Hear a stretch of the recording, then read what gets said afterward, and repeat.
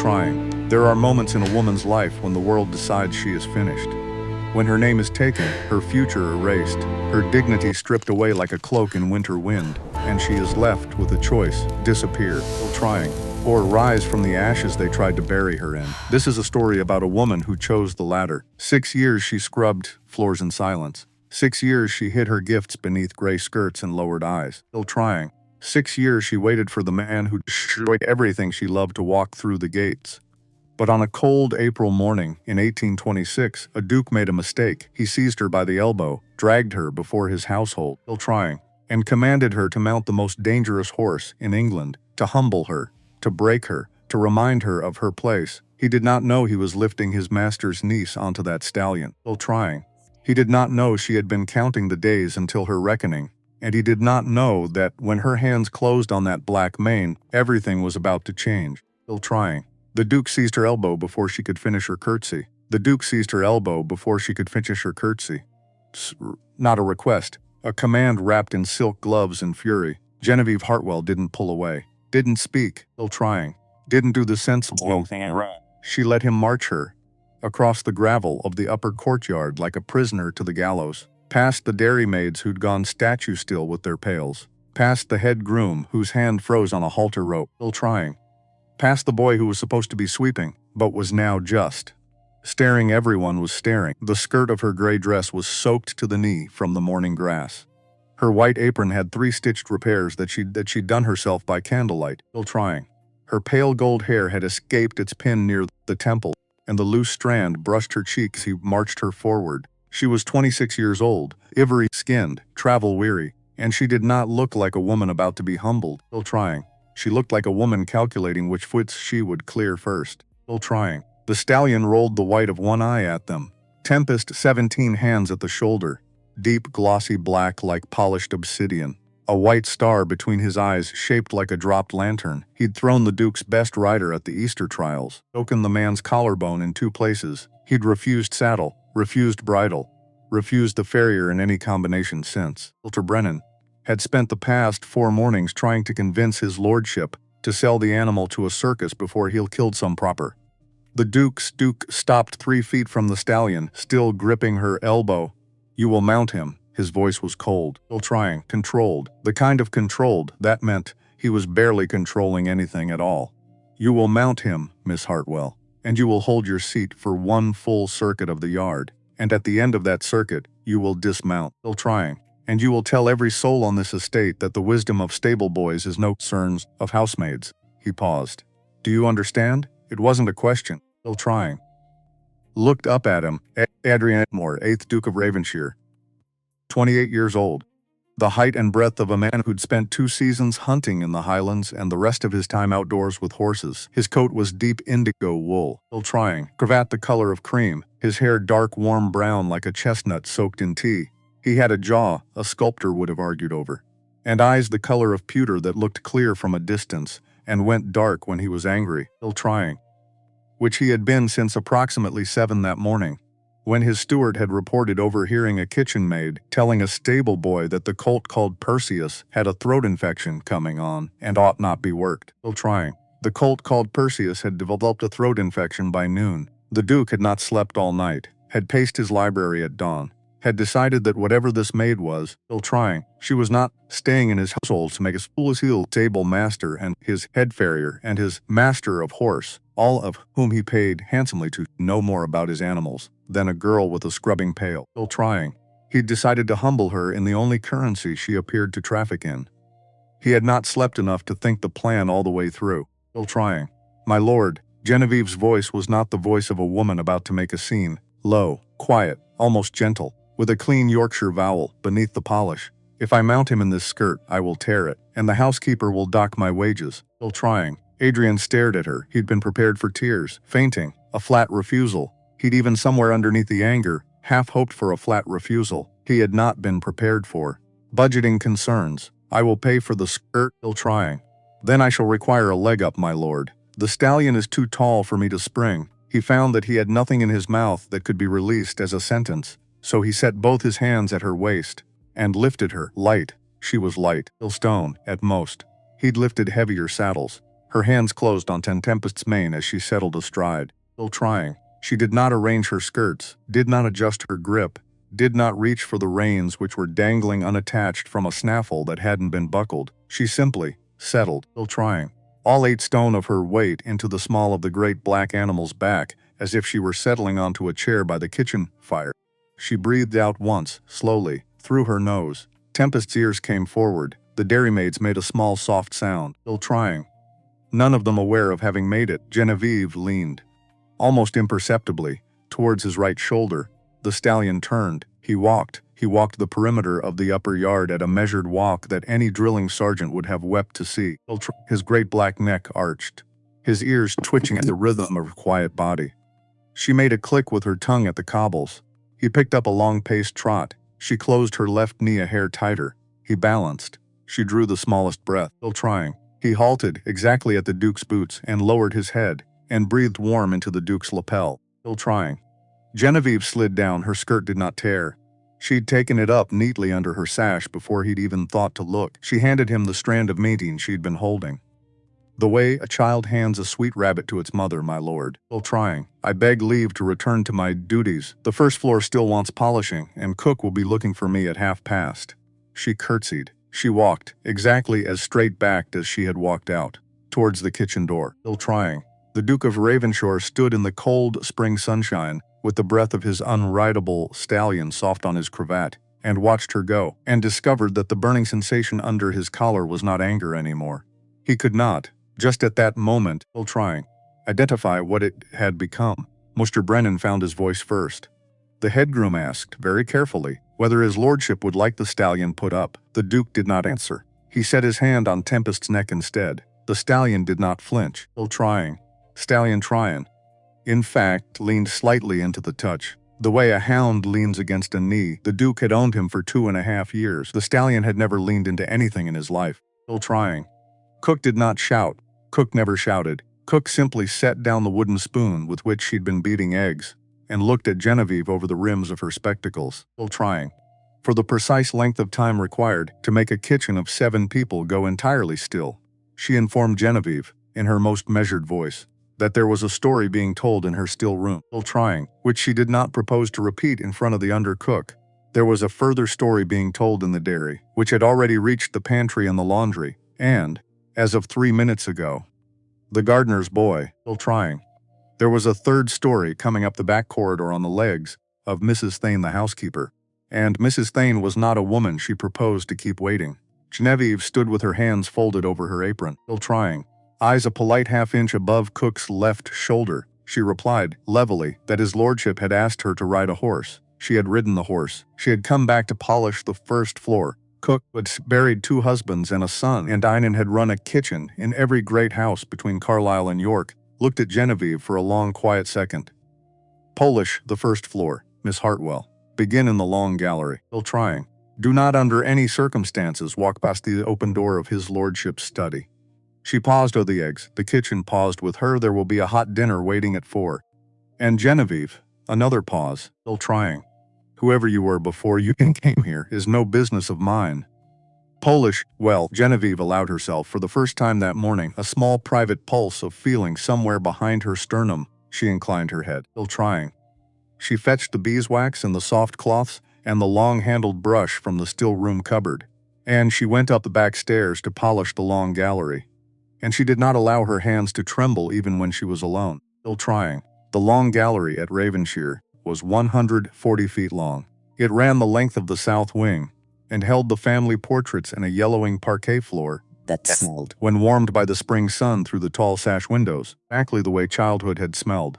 Beeswax, dust, lavender from the linen press across the corridor, and the faint mineral wolfstone behind the wainscot. Genevieve knelt at the south end, set out her cloths, still trying, began at the skirting, and worked her way up. The morning light fell in long lemon-colored rectangles across the floor, broke against the ankles of the gentlemen in the portraits who watched her without comment. Some of them, she thought, still trying, would have been displeased to see a maid in this gallery polishing badly. None of them had ever met a maid in this gallery polishing well, still trying. She did not yet know that the Duke of Ravenshire was at that moment watching cross the inner court from the window of his study. That he had set down a glass of brandy he had not poured for himself, still trying. That he had been standing at that window for the past 40 minutes, with an expression on his face that his valet had decided not to disturb, still trying. He summoned her at 3 in the afternoon. She came in her plain gray apron freshly tied, beads of beeswax under her nails. The study was high-ceilinged and lined with horse paintings, stubs at the south wall. A Marshall Hunter over the mantel, still trying. A small unsigned watercolor above the desk that she recognized at once, and chose not to look at twice. There was a fire. There was a tea tray. There was a single chair set on her side of the great mahogany desk, which she did not sit in, still trying. Because no maid sat in the presence of her master, the Duke did not ask her to sit. He had not yet decided whether he wanted her on her feet, or... No, that second thought was a thought he had not asked permission of his own brain to have, still trying. He let her stand in the warm silence for a long moment before he spoke. The clock on the chimney-piece marked 3:30 with a small flat strike. A coal shifted in the grate. Genevieve counted 4 breaths, still trying. In the careful, slow rhythm she had practiced 6 years ago, on the morning she had stood for the first time in front of the house steward at her first place of service, and had answered every question without permitting her face to give him anything, still trying. Adrian asked her, eventually, whose daughter she was. She answered that she was the daughter of a Yorkshire schoolmaster who had passed when she was 12. He asked after her mother, still trying. She answered that her mother had been the schoolmaster's wife and had not survived him by long. He asked where she had spent the intervening years. She answered that she had been in service, my lord. All of them. He waited. She did not elaborate, still trying. Adrian had been in 3 parliaments, owned 11,000 acres, had sat across from a French diplomat for 90 minutes during the closing of a treaty, still trying. He had never in his life encountered a silence as polite and as immovable as Genevieve Hartwell, standing on the other side of his desks, with her hands folded and her eyes trained at the 3rd button of his waistcoat. He observed, after a small pause, still trying, that she rode. She agreed that she did. He observed that she had ridden very well. She agreed, with a quiet courtesy that gave him nothing to push against, that her father had kept a small mare for the village, and that she had exercised her on the lanes, still trying. Adrian set his pen down. He told her dryly that Tempest was not a small village mare. No, my lord. Her voice did not change. He is a Godolphin descendant on the dam side and a Darley on the sire. 15 hands 3/4, still trying. And he has not been gelded because your lordship has been holding him at stud. Pause. He is also currently underweight in his hind quarters, because he is being worked at full ration on cracked corn, my lord, when he has the digestion of a thoroughbred, to be on bran mash twice a week and rolled oats only thereafter. Another pause.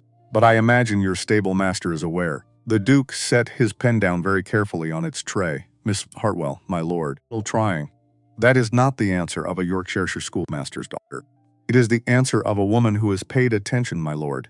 It is the answer of a woman who is strict on Newmarket Heath. She did not answer, still trying. He leaned forward. Miss Hartwell, my lord, I beg you will let me return to my duties. The 3rd floor has not been done since Lady Day. You will answer me. I have answered you, my lord. I have answered every question you have asked, still trying. If your lordship would put me a different question, I will answer that one as well. Adrian leaned back in his chair. His eyes had gone the color of a sky just before rain. He had in the past 2 hours sent for the household ledger, still trying, the housekeeper's references file, his own steward, and he had read that one Genevieve Hartwell had been engaged at Ravenshire 11 months ago, on the personal recommendation of a milliner in York. The milliner had said only that the girl was honest, still trying, dexterous, and prepared to work for a half-wage with no afternoons. You will do me the courtesy of not pretending to me that you are an ordinary maid. She lifted her eyes for the first time. They were gray, the clear level gray of a winter sky over a stone wall, and they met his without flinching. I am extraordinarily a maid, my lord. I am a maid extraordinarily well, still trying. If you find that intolerable, I will collect my character, and I will be on the carrier's cart by morning. That is not what I said. It is what your lordship's tone said. A small hot silence stood between them, across the broad polished mahogany, still trying. The Duke did not move. Genevieve did not move. The clock on the chimney-piece ticked through 20 seconds, in which neither of them looked away. He was the first to lower his eyes to the open ledger on his desk, still trying, to a name in the 3rd column that he had been staring at for 20 minutes without absorbing. And he told her at last, in a voice carefully empty of everything, that she might return to her duties. She curtsied. she withdrew, till the door shut very softly behind her, still trying. The Duke of Ravenshire sat for a long time looking at the painting above his desk, which was a watercolor his old master had given him on the occasion of his first colt to a winning post. It was a study of a dappled gray foal with a white star, still trying. Drawn from life in a north paddock at first light, the signature in the corner was a child's looped G. Hartwell. His master had had a niece. He remembered her now. He had met her once when she had been 12 years old, still trying. Serious as in a pinafore with horsehair on the cuffs. He sat with his hand over his mouth, and the cold spring afternoon went very slowly past his window, still trying. There was a child at Ravenshire. She was Lady Beatrix Kane. 10 years old, the orphaned daughter of the Duke's late brother. She had appointed herself to Genevieve's company with news of Genevieve's arrival the previous spring, still trying. She had been deposed briefly when her cousin discovered the friendship, and ordered her governess to keep her at her French verbs in the mornings. She had been reinstated within a week, still trying, because Lady Beatrix Kane at 10 years old already had the political instinct of a duchess and the persistence of a pony with an unbarred door. She found Genevieve in the long gallery at 4:30 with the polishing cloths. "You rode Tempest," still trying. No preamble, no greeting. The way she announced most things, the second housemaid told the first housemaid, and the first housemaid told Miss Pritchett, the governess, and Miss Pritchett told the boot boy, still trying. And the boot boy informed me at 12 minutes past noon. Genevieve said quietly that she had been instructed not to speak of it. Beatrix asked by whom. Genevieve said by Cook. Beatrix waved this aside as a matter of the gravest unimportance. Cook does not signify. "I am the Duke's ward, and you are my friend, and you have done a great and historic thing, and I require to be told whether my cousin was an ass about it." Genevieve set the cloth down, still trying. She knelt on the rug and tied Beatrix's left bootless, which had been undone for some time, and had been distressing her dignity considerably. "His lordship's been a duke about it." Beatrix translated this with the unsentimental clarity of a child, still trying, which meant an ass, still trying.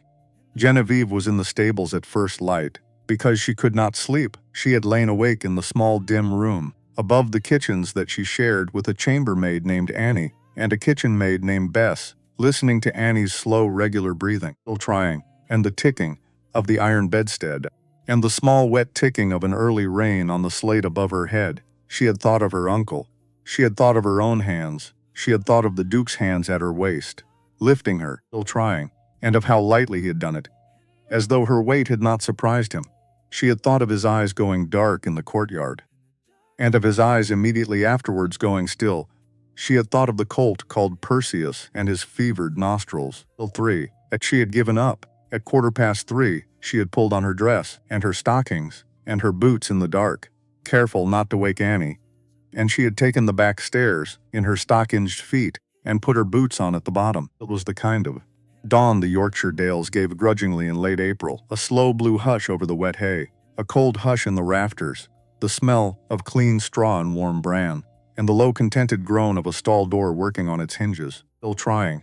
Somewhere in the high beams a barn owl that had not yet retired turned its great pale face and watched her come in, and decided after a private deliberation that she did not signify, still trying. Genevieve was meant to be 3 floors away polishing the morning room grate before Cook came down at 5:30. Instead, she had walked down the back stairs in her gray dress and her oldest boots, still trying, and she had let herself in through the side door of the stable block, and she had gone to Perseus's stall, because the colt that had been brewing a throat infection yesterday morning would by now be running a hard fever. He was still hearing his breathing before she saw him. The low rasping pull and the small wet click at the back of the throat that meant an inflammation had passed from the ducts into the airway proper. She did not need to put her hand to him to know, to let herself in. The colt knew her. She had been quietly leaving him a half-handful of cooked linseed every other afternoon for a month. On her way back from emptying the slop pail, still trying, he pressed his fevered nose into her shoulder and let her open his mouth, and his throat was as red as a coal, and his glands were the size of plums. She went to the medicine cupboard. It was unlocked, which she had known. She made up a steam, still trying, boiling water from the small stable forge stove, eucalyptus oil from a brown bottle, a fistful of dried thyme she had set by herself last September, and a dose of belladonna in 12 drops of brandy, still trying. Because Perseus's pulse was running thready under his jaw, she covered him with a clean blanket. set the bucket of steam under his nose, and held a sack tented over his head and her own. She was crouched there, still trying, breathing in the eucalyptus and the warm horse and the wet straw, when a man's quiet voice spoke behind her in the stall door. "Miss Hartwell," still trying. She did not jump. She finished what she was doing. She did not lift the sack until she had counted to 30, and Perseus's nostrils had stopped flaring. The Duke of Ravenshire was in his shirt sleeves. She had never seen him in his shirt sleeves, still trying. He had clearly come straight from his own bed. His hair was uncombed. His cravat was nowhere to be seen. The linen of his shirt was open at the throat and had a fold across the breast that suggested he had pulled it on without troubling his valet. Still trying. He had a glass of brandy in one hand, because he had not yet been able to face the morning sober, and a riding crop in the other, because he had been on his way to Tempest. He looked, Genevieve thought, distantly, less like a duke and more like a man. Still trying. He asked her, in a voice tightly held, what in God's name she was doing. She told him evenly that she was steaming Perseus. The colt was running a throat infection, the same one she had mentioned to the stable boy the previous morning. Still trying. He observed that she was dosing his colt with belladonna. She agreed that she was, 12 drops in a spirit base. The colt would not feel it. He was 200 guineas of thoroughbred running a dangerous fever. Still trying. And the alternative was calling out the farrier surgeon at Beverley, who was 90 minutes ride away and would charge a guinea besides. The Duke set the brandy glass down, very deliberately on the corn bin lid. Still trying. He asked her where she had learned to compound a steam from eucalyptus, brandy, and 12 drops of belladonna. She did not answer. He asked her again. The lamp on the wall guttered briefly in the cold draft from the open stable door. Still trying. Perseus's breathing under the steam had begun to ease. The Duke did not move. She straightened, set the empty bottles back into the medicine cupboard, closed the cupboard, turned to face him in the dim blue light of the stable lamp. "At Nonmarket, my lord." Her voice was quiet, level, on the heath, in the spring of the year that I was 15. From a man who had been compounding it for 40 years, still trying, and who had used the same compound on a Derby winner the year before they took his name out of the books. Pause. As you very well know, the Duke of Ravenshire put his hand against the door jamb. He breathed in once, slowly, still trying. He looked to Genevieve very much like a man who had ridden through a long night to arrive somewhere he had not expected. He said after a careful interval that Edmund Hartwell had been his master. She agreed, still trying. He said that Edmund had given him his first winner. She agreed again, and added, after a moment, that she had been there. He looked at her. She had been 12, she told him. She had poured the syllabub at the celebration dinner, still trying. He spilled some on his father's good cravat, and her uncle had laughed. Her uncle had liked him, and to Genevieve, it was the first time he had used her given name. She felt it against her sternum. "My lord, why are you scrubbing my floors?" "Because," still trying. "My lord," she said it very quietly, "the man who ruined my uncle is a friend of every great house between London and York, and I have learned that the only safe place for the niece of Edmund Hartwell is below the level at which men like him bother to look." Still trying. She paused. "I have been below that level for 6 years. I had 3 weeks left on my engagement at Ravenshire. I would have been gone, and your lordship would have remained in ignorance of me." Still trying. "And I would have been in another county before Lord Cornelius Wycliffe rode through your gates next month for the spring meeting." Another pause. "Which he is, my lord, planning to do. I read his letter to your steward by accident in February." Still trying. "When I was emptying a wastebasket." Still trying. The Duke closed his eyes. When he opened them, he had set the riding crop aside, and he had stepped fully into the stall, and he had taken her cold hand in his warm one, as if it were a thing he had been intending to do for a long time. He told her, still trying, with the simplicity of a man who had been working a sentence over for several hours and had at last hit upon its plain form, that she would not be on the carrier's cart by morning. She tried once to interrupt. He did not let her. Would not be on the carrier's cart by morning, and she would not be on the carrots by morning, and she would not be in another county by spring, and she would not be below the level at which men like Wycliffe bothered to look ever again for one further day. She tried to tell him he did not understand, still trying. He told her, with a small dry deliberation, that he understood very well, that the previous morning he had lifted his masked niece onto a stallion, for the express purpose of humiliating her in front of 7 of his servants, still trying, and that he had been awake since 2 that morning trying to compose the apology he was about to pay her. She began to say that he owed her no apology. He cut her off gently. He owed her an apology of considerable size. Perseus snuffled into his sleeve, still trying. The Duke did not move his hand from hers. He asked her, after another long pause, whether she would take charge of his stables. She refused without hesitation. She was not a man, and his stable master was, still trying. And the day he put a maid over a man in the stable yard was the day Mr. Brennan resigned his place and wrote a letter to the sporting magazine that would ruin them both. He asked then under what terms she would stay. She looked at him, still trying. She looked at the dawn light, coming pale and blue through the high stable window. She looked at her own hand, which was still in his, and which she did not particularly wish to remove, under the terms of a salaried stable assistant, my lord.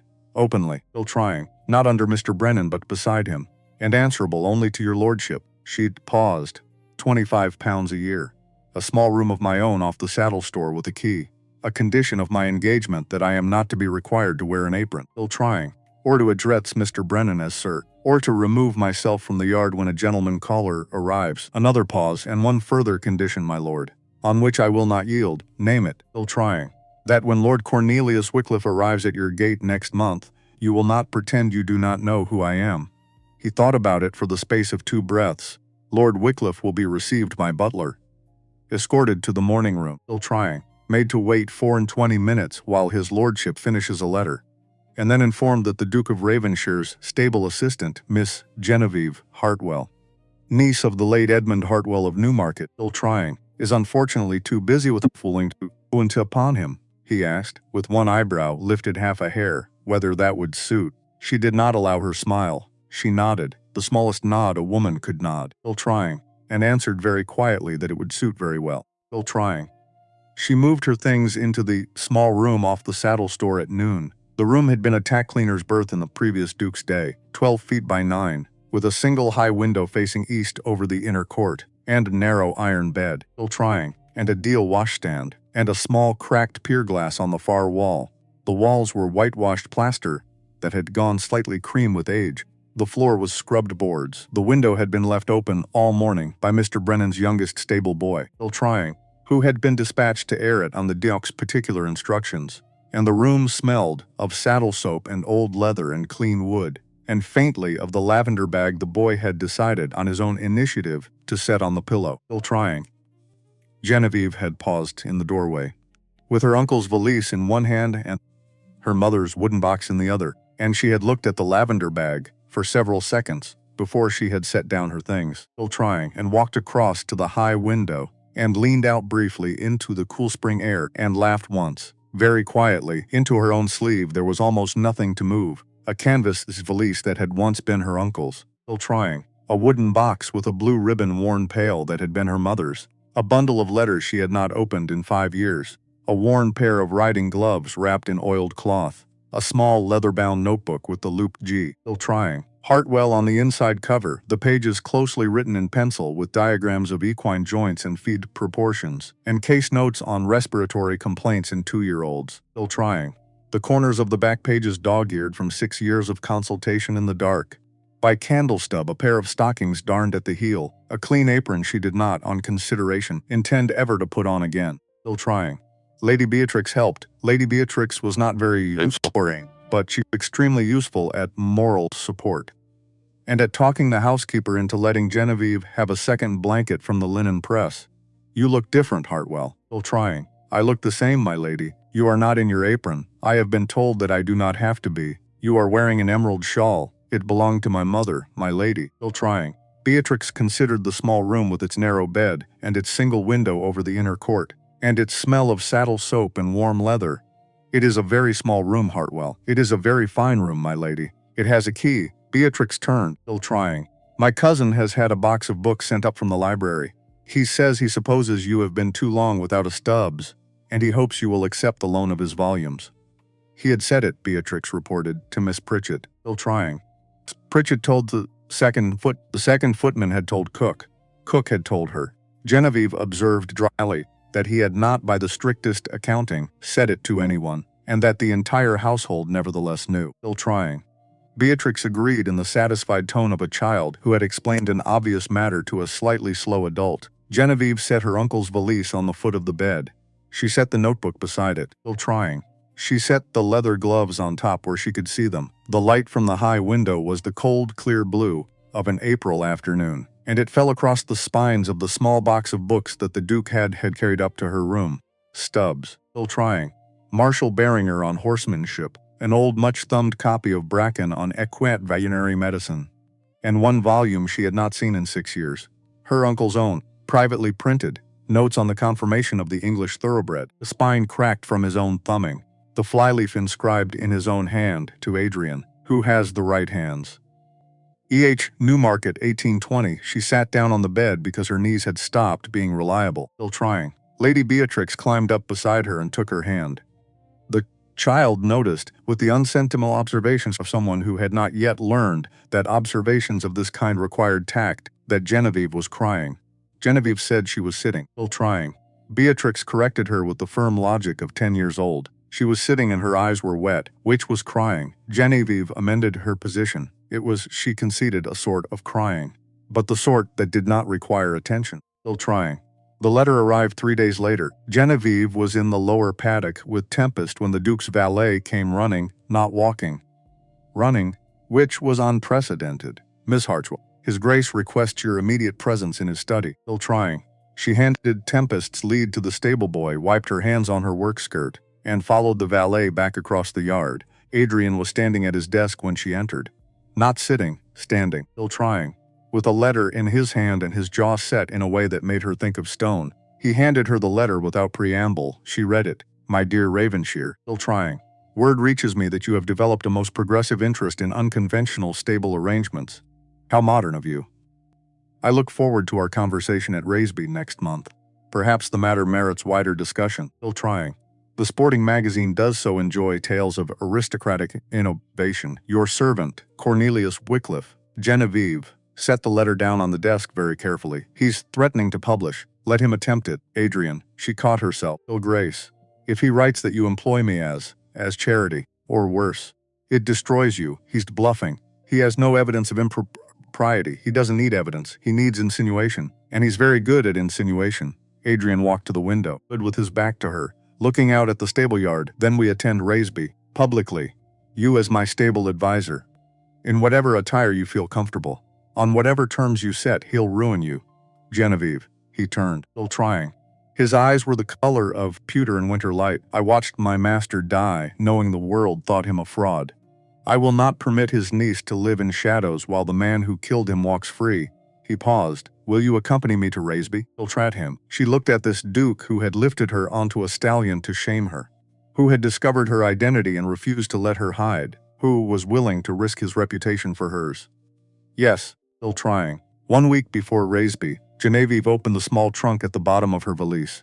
Inside, one riding habit, deep emerald green, cut high at the throat, military at the shoulder, narrow at the waist, full at the skirt, still trying. Made for her by Uncle Edmund's wife spring of 1817, when Genevieve had been 17, and had been intended, briefly, for a season in London. She had not worn it in 9 years. She held it up to the window light. The fabric still good, still trying. The color still rich, it smelled of cedar. She aired it by the window for 3 days, until the cedar gave way to the smell of green grass. She let down the hem half an inch, with stitches no governess would have praised, still trying. But no horse would have noticed. She pinned a small jet brooch at the throat. Her mother's. And she stood in front of the small square of looking-glass, nailed to the back of her wardrobe door, still trying. And she was not for a long, careful moment entirely certain who was looking back at her, still trying. The fairground at Raisby was set in a long green meadow on the south side of the village, ringed by hawthorn hedges that were just into their white mayflower, with the auction ring at the center, and a grandstand of weathered oak at the north end, still trying, and a refreshment booth, and a small brass band, and the canvas tents of half a dozen breeders stretched along the eastern hedge. The sky was the cool, clean blue of a morning that intended to behave itself, still trying. The grass underfoot was springy from the Chenitzrain masse. The air smelled of clean horses and hawthorn, and the warm sugar of the booth's cakes. There were perhaps 300 people on the ground, most of them men, still trying, most of them in dark coats and high boots, most of them carrying riding crops, as if a riding crop was an item one ordinarily required at an outdoor breakfast. There were perhaps 30 women, of whom 4 had any business with the horses, still trying, and the rest were ornamental, and Genevieve registered each of these briefly. the way a soldier registers cover before crossing a street. She walked into the courtyard at Raisby on the Duke's Arm at 10:30 on a cold, bright Friday morning in May, still trying. And the small cluster of breeders who'd been gathering by the auction ring went quiet in patches, the way grass goes quiet when a hawk crosses. She wore the emerald riding habit, the jet brooch at her throat, her hair pulled back severe, still gold in the morning sun, and she walked with her head up, and her shoulders back, and her hand light on Adrian's arm, like a woman, like who had every right to be there, still trying. Lord Cornelius Wycliffe was at the rail, 48 years old, handsome in the way predators are handsome, all sharp lines and watchful eyes, narrow, polished, exact, with very pale gray eyes and very dark hair, still trying, and the particular elegance of a man who has a great deal of money for a long time on not being mistaken for anyone else. He wore midnight blue, his cravat was edged in silver, still trying. He was holding a riding crop with one gloved hand and the price catalog with the other, and he had been laughing at something a fat squire on his left had said, when he saw the Duke walking towards him with Genevieve Hartwell on his arm. The laugh stopped, still trying. Ravenshire, Wycliffe, you have brought your stable advisor. I have. How remarkably modern of you. Adrian smiled. Small, sharp, I find modern arrangements yield superior results. Genevieve released the Duke's arm, still trying. She walked past Wycliffe without looking at him, walked along the rail of the auction ring where a colt was being shown by a heavy-set groom, still trying. With a strap arranged across the animal's withers in a manner that any honest dealer would have recognized within 12 seconds. She stopped opposite the colt, rested her gloved hands on the rail, studied him for the slow count of 4, turned her head a quarter of an inch, and said in a voice not raised, but pitched to carry exactly to the gentleman beside her. Who was the buyer, sir? You might ask the gentleman to remove the strap. The strap, miss? Across the withers, sir, still trying. Under the saddle pad, it is keeping a small swelling from your eye. It is the swelling I should examine before I bid. The buyer was a wealthy farmer from Lincolnshire by the name of Mr. Endersley, still trying.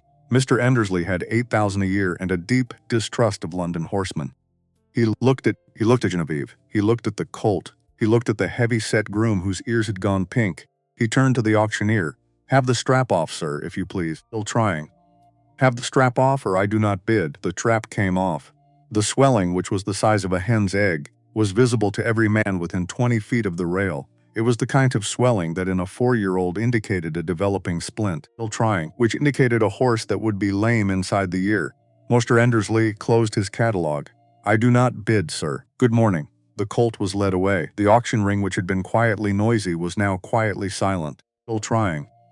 Wycliffe caught her in the hour before the dinner bell. She had stepped away from the auction ring to find a glass of water at the small refreshment booth that had been set up by the grandstand. The Duke had gone to greet an old friend from Cambridge, still trying, and had been delayed by the fat squire who had cornered him about a broodmare. Genevieve had gone alone, which in any ordinary year of her life had been her preferred condition, and she had taken the glass of water and turned, still trying, and Lord Wycliffe had been standing 2 feet from her, with his pale eyes very level, and his gloved hand resting on the silver head of a walking cane. Miss Hartwell, sir, you have grown up. It is an unavoidable consequence, sir, of time. 6 years, still trying.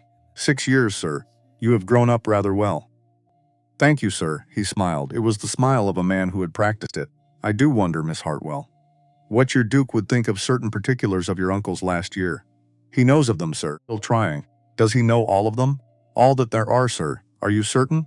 She set the glass of water down on the booth. She did not turn her body away from him. She did not look down, still trying. She had spent 6 years new cleaning grates and emptying chamber pots and sleeping in attic rooms with 3 other women. And she had used those 6 years for several useful purposes, still trying, of which one had been the slow, patient, meditative practice of not allowing her face to register anything in the presence of men like Lord Wycliffe. Sir, your concern for my uncle's posthumous reputation is touching. It is also 6 years overdue, still trying. If your lordship has anything material to add the public record on the events at Tattersall's, the spring of 1820, I suggest you write a letter to the sporting magazine, as you so successfully did before. Miss Hartwell, sir, still trying. You finished me with a sentence 6 years ago. I have, since then, become quite difficult to finish, Miss Hartwell. It was the Duke. He had stepped between them quietly, the way a horseman steps, between two animals who are working themselves up to bite. He was not raising his voice. He was not, in fact, even looking at Wycliffe. He was looking at Genevieve, Miss Hartwell.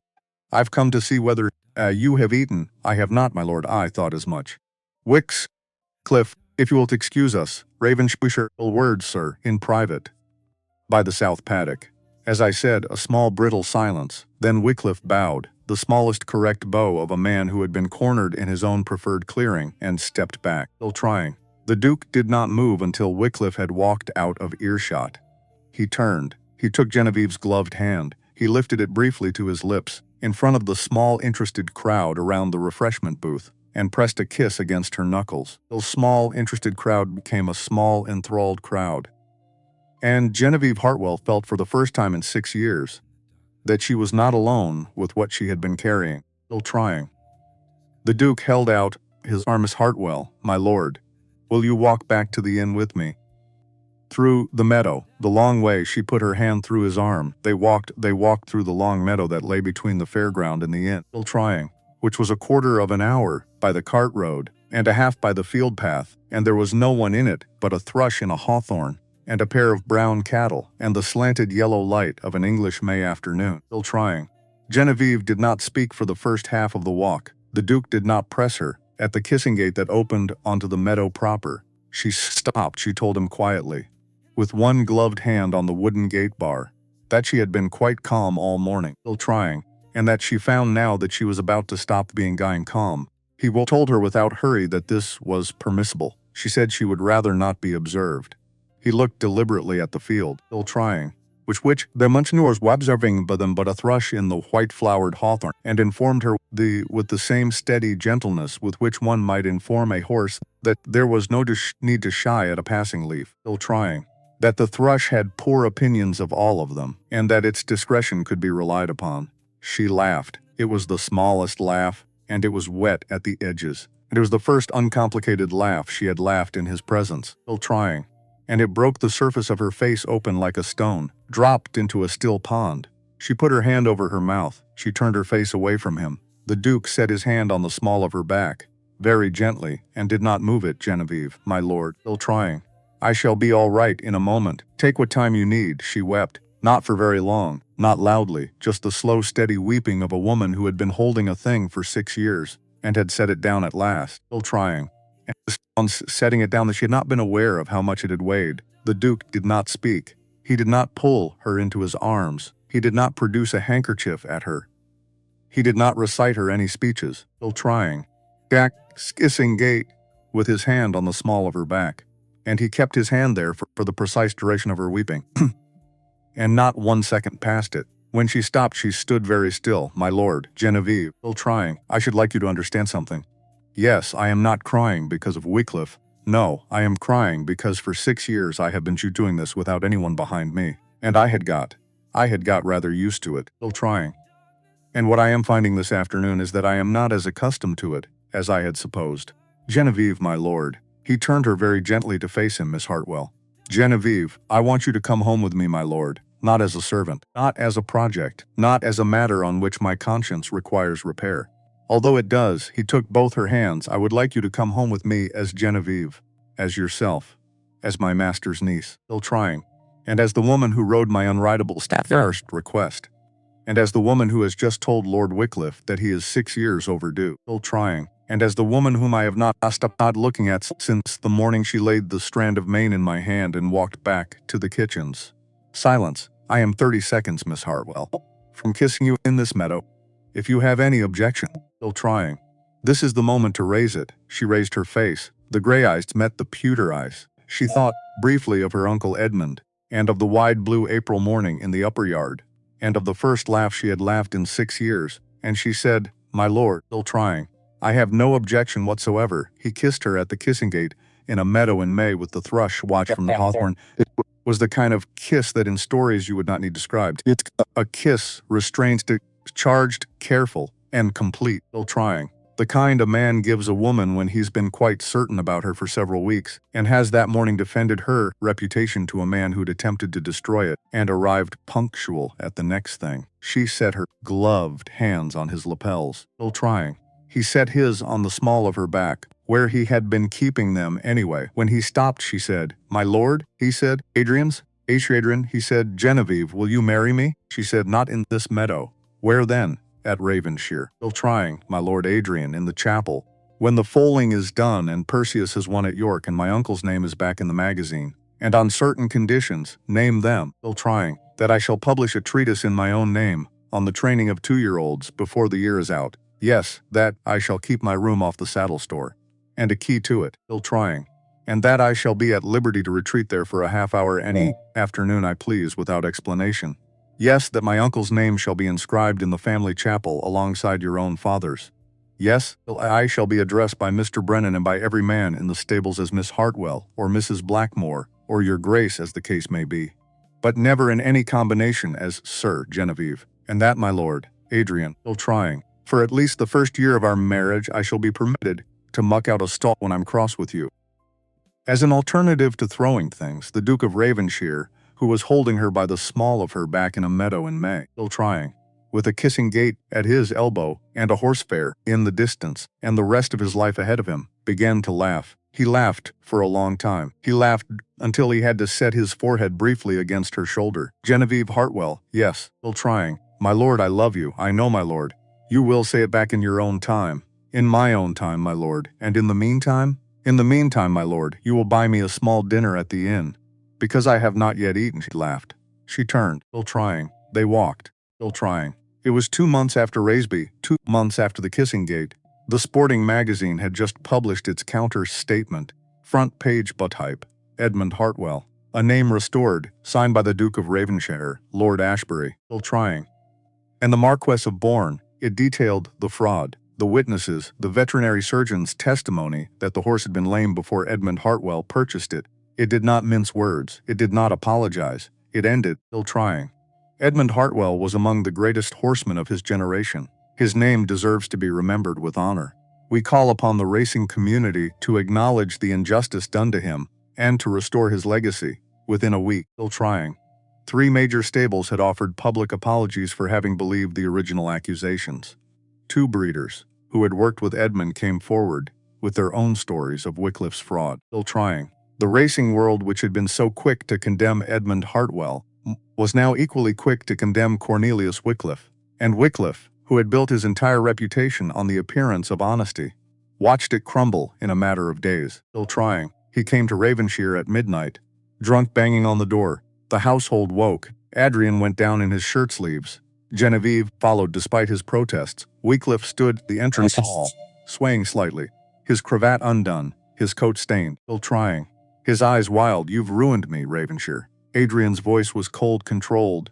"You ruined yourself. I'll tell everyone about her." "About what she? What I what?" Genevieve stepped forward, into the lamplight, for the first time in 6 years, still trying. Dietrichly, direct the man who had destroyed her uncle, who had tried to destroy her, who had made her believe that the only safe place in the world was invisible. "What exactly will you tell them, Lord Wycliffe? That I refused your offer of employment? That I chose scrubbing floors over your attentions? Please, do share." Wycliffe's face twisted. "You were nothing. A schoolmaster's niece. You had no prospects. I had dignity." Her voice was quiet, level, still trying. "Which is considerably more than you will possess when I am finished." She walked closer, until she was standing 3 feet from him. "You see, my lord, I spent 6 years learning something valuable. There are worse things than poverty, than obscurity. Still trying. There is being you. A man so uncertain of his own judgment that he had to destroy a better man to feel adequate." Pause. "You did not ruin Uncle Edmund because he wronged you. You ruined him because he was superior to you, and everyone knew it." Still trying. Wycliffe lunged. Adrian stepped between them fast, caught Wycliffe by the collar. "You are leaving now, and if you ever speak her name again, we will settle this at dawn. Do you understand me?" Wycliffe stared at him, at Adrian, still trying, at this duke who had once been his friend, who had once drunk with him and hunted with him and laughed at his jokes, and saw nothing there but cold fury. He stumbled back, turned, left. They never saw him again. Still trying. Perseus's race at York was scheduled for mid-July. The St. Leger Stakes, 2-year-old division. Genevieve could not ride. Women were not permitted. But she had trained him every morning for 8 weeks, with Mr. Brennan consulting on strategy. Still trying. And Lady Beatrix keeping time with a pocket watch she had borrowed from the butler, and Adrian watching from the fence. not offering advice, just watching, the way he had been watching her for months now, still trying, with something in his eyes that made her feel seen, truly seen, for the first time in longer than she could remember. The day of the race, they took the carriage to York. Genevieve wore the emerald riding habit, the jet brooch at her throat, still trying, her hair pulled back in a way that was almost severe, but not quite. Adrian wore dark gray, his cravat cream, his expression carefully neutral, but she could see the tension in the set of his shoulders. Nervous? Terrified, she laughed. He'll win, still trying. You sound very certain I am. The York racecourse was a sea of people, gentry and common folk alike, all come to watch the horses run, to place their bets, to drink and shout and lose themselves for an afternoon in the thrill of speed and chance. Still trying. Genevieve and Adrian made their way to the owner's box. Lord Ashbury was already there, the Marquess of Bourne, Sir Edmund Chase. All three men stood when Genevieve entered, which was unprecedented, and which made her throat tight. Miss Hartwell, still trying. My lords, Sir Edmund, we are honored to make your acquaintance. The honor is mine. They sat. The horses were brought to the starting line, Perseus among them, a beautiful bay with a white star, still trying, just like the foal in the watercolor above Adrian's desk, the one Genevieve had drawn when she was 12, when the world had been simple, and her uncle had been alive, and she had believed that goodness and skill were enough. The starting gun fired, still trying. The horses burst forward. Perseus started slow, too slow. Genevieve's heart climbed into her throat. Her hands gripped the rail. Adrian's hand found the small of her back, steady and coring. At the half-mile mark, Perseus found his stride. Long, still triumph. Clean. He passed 2 horses, then 3. The crowd began to roar. Genevieve couldn't breathe. Final furlong, Perseus was neck and neck with the favorite, a chestnut from Lord Pemberton's stable, stride for stride, matched even, and then, still trying. Perseus pulled ahead, half a length. Across the finish line first. Genevieve's hands flew to her mouth. Adrian lifted her off her feet, spun her once, set her down. Your uncle would be so proud. She couldn't speak, could only nod. Still trying. Because if she tried to speak she would cry, and she had cried enough in meadows and stables. Today was for joy. Still trying. That evening, after the celebrations, after the toasts and the congratulations, and the endless stream of well-wishers, Adrian took Genevieve to the chapel at Ravenshire. Small stone, ancient, family names carved on the walls. Still trying. Generations of Blackmores, the stonecutter had come that afternoon, had carved a new name, beside Adrian's father's, Edmund Hartwell, Master of Horses, Hull 1770-1820. He had the right hands. Genevieve stood before it, traced the letters with her fingers. The stone was still rough, fresh. Real Adrian stood behind her, close enough that she could feel his warmth. It's done. Yes, are you ready for the next thing? She turned. The next thing? He smiled, pulled a small box from his pocket, opened it. Inside a ring, gold band. Single emerald, the exact green of her riding habit, of her mother's shawl, of the life she had thought she'd lost. Genevieve Hartwell. Will you marry me?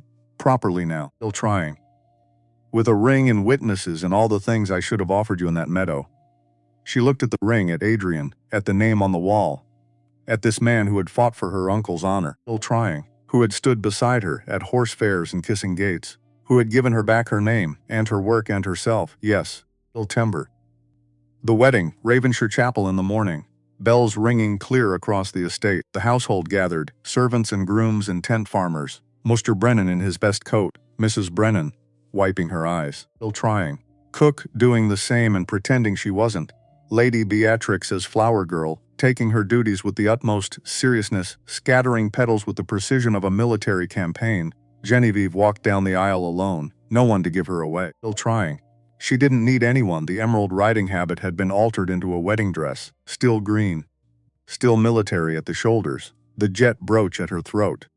Her hair pinned back with her mother's combs. Adrian stood at the altar, held her eyes fixed on her, only her, as if she were the only thing in the world worth looking at. The vicar spoke. Genevieve barely heard. She was looking at Adrian, at this man who had lifted her onto a stallion, to humble her, still trying, who had been humbled himself, who had fought for her, stood beside her, loved her. Do you, Genevieve Hartwell, take this man? I do. Do you, Adrian Blackmore? I do. Then by the power vested in me, you may. He was already kissing her, still trying. The chapel erupted in as Beatrix threw more petals. Mrs. Brennan cried openly now, and Genevieve thought this is what it feels like to come home. The wedding breakfast was held in the great hall. Long tables, food and wine and toasts. So many toasts Lord Ashbury stood, to the Duke and Duchess of Ravenshire, and to Edmund Hartwell, whose legacy lives on in his extraordinary niece. Everyone drank. Mr. Brennan stood, cleared his throat, looked uncomfortable, but determined, still trying. 40 years ago, Edmund Hartwell taught me everything I know about horses, took me on when I was just a lad who didn't know a fetlock from a forelock, gave me a trade, a life. He paused. I kept my mouth shut when Wycliffe destroyed him, as I had a family to feed. I'm not proud of it. Another pause. But today, his niece teaches me something new every morning. About horses, about honor, about what it means to stand up when standing is hard. He raised his glass to the Duchess. Genevieve's eyes filled. She stood, raised her own glass to my Uncle Edmund, who taught me that horses do not care about your title, only your hands. That afternoon, after the breakfast, after the guests had begun to drift away, Genevieve changed out of the wedding dress into her work clothes. Boots, breeches, Sybil shirt. Adrian found her in Tempest's stall on our wedding day. You knew what you were marrying, he laughed, leaned against the stall door, still trying, watched her plait Tempest's mane the way he had watched her 100 times before, and would watch her 1,000 times more. Genevieve, Adrian, I love you. She didn't look up. Kept plaiting. Then softly, I love you too. He went very still. Say it again. She looked up, met his eyes, smiled. I love you, Adrian Blackmore. You are still deeply foolish for lifting me onto the stallion in front of 7 people. But I love you. I know I'm foolish. You may consider yourself humbled. Still trying. In perpetuity, he crossed to her, took her face in his hands. I will take it, kissed her. Tempest crunched a carrot that Beatrix had smuggled in. The dappled foal in the paddock came to the half-door, nudged Genevieve's sleeve. And Genevieve, still trying, who had been a maid 11 months ago, who had been a kitchen servant for 6 years before that, who had been a girl who drew watercolors and poured syllabub and believed in goodness, who was now the Duchess of Ravenshire, still trying, set her hand against Tempest's warm-nosed, looked at her Duke. Her Duke looked back, and somewhere in the Dovecote, a thrush sang 4 clear notes into the afternoon. 1 year later, autumn, Genevieve's treatise was published, still trying, on the training and temperament of the English thoroughbred, Observations from the Field, by Genevieve Blackmore, Duchess of Ravenshire, the first woman to publish in the field, the first aristocrat to write under their own working experience, still trying. The book sold out in 3 weeks, second printing ordered, third printing after that, and then the letters began to arrive. From women. Young women and old women, women who had been told their entire lives that horses were not for them, still trying, that the stable yard was not for them, that knowledge and skill and expertise were not for them. Women who had questions, who wanted to learn, who wanted to know if it was true, that the Duchess of Ravenshire would teach them, still trying. Genevieve read the letters in her small room off the saddle store, the room she had kept, with its key, and its narrow bed, and its smell of leather and lavender. She showed them to Adrian that evening. They want lessons.